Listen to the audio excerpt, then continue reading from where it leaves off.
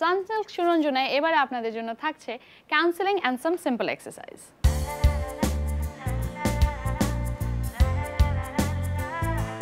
লাইফে মাঝে মাঝে আমরা কিছু ডিলেমায় ভুগে থাকি। এমন সিচুয়েশনে আপনার কি করা উচিত তা নিয়ে এবার আপনাদের জন্য থাকছে এক্সপার্ট টিপস। কৈশোরে পা দেবার সাথে সাথেই আকস্মিক কিছু জৈবিক পরিবর্তনের সাথে সাথে তার মধ্যে মানসিক কিছু পরিবর্তন ঘটে। হঠাৎ করে খুব স্বাধীনচেতা মনোভাব তৈরি হওয়া, সব কিছুতেই না বলা, নিজস্ব মতামত তৈরি হওয়া, এছাড়া নারী পুরুষের প্রতি আগ্রহ অথবা অযথা আবেগ বা আবেগের প্রাবল্য, যেমন অল্পতেই খুব রাগ, দুঃখ, কষ্ট, ঘৃণা ইত্যাদি বেড়ে যাওয়া। ফলে এ সময় বাচ্চারা যেন বাবা মাদের কাছে অনেকখানি অচেনা হয়ে যায়। এতদিনের পরিচিত সন্তানটি হঠাৎ করে খুব তর্ক জুড়ে দেয়, রাতে দেরি করে বাড়ি ফিরে ইত্যাদি। এই সময়টা আপনি কিভাবে আচরণ করবেন তার উপরে কিন্তু অনেক কিছু নির্ভর করে।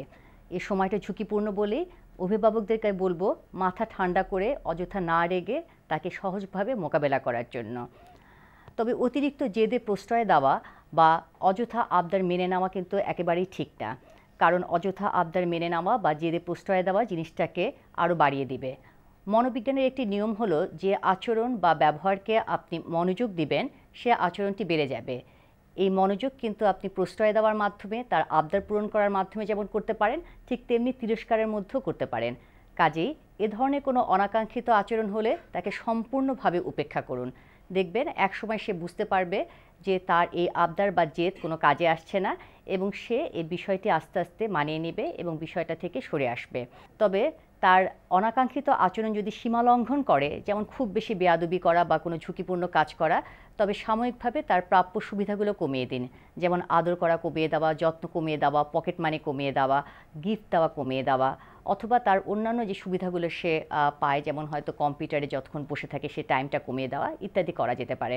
আর মনে রাখবেন তার যে ভালো ভালো যে কাজগুলো সেটা যেন অবশ্যই আপনি প্রশংসা করেন। আপনার প্রশংসা তার আত্মবিশ্বাস বাড়িয়ে দিবে এবং সে কাজটি আবার পুনরায় করতে তাকে উৎসাহ যোগাবে।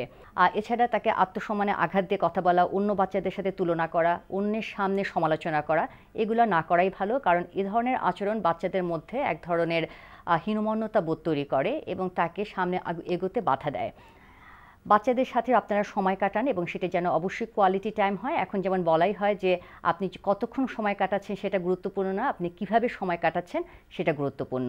তাছাড়া আপনার সন্তানটি কার সাথে মিশছে, কোন বন্ধুদের সাথে মিশছে সেটা অবশ্যই খোঁজ রাখবেন এবং এক্ষেত্রে একটা টিপস হলো যে বন্ধুবান্ধবদের বাসায় আসার সুযোগ দিন। তাহলে আপনি জানতে পারবেন আপনার ছেলেটি বা মেয়েটি কাদের সাথে মিশছে এবং কোন পরিবেশে সে বড় হচ্ছে। আপনার সাথে আপনার সন্তানের সম্পর্কটি হবে বন্ধুত্বপূর্ণ এবং পারস্পরিক আস্থার ভিত্তিতে তৈরি। এই বন্ধুত্বপূর্ণ বা আস্থার ভিত্তিতে তৈরি বলতে আমরা বুঝি যখন সে কোনো ভুল ত্রুটি করবে সে যেন নির্দ্বিধায় আপনাকে বলতে পারে এবং আপনার শর্তহীন ভালোবাসাটা যেন সবসময় প্রকাশিত হয়।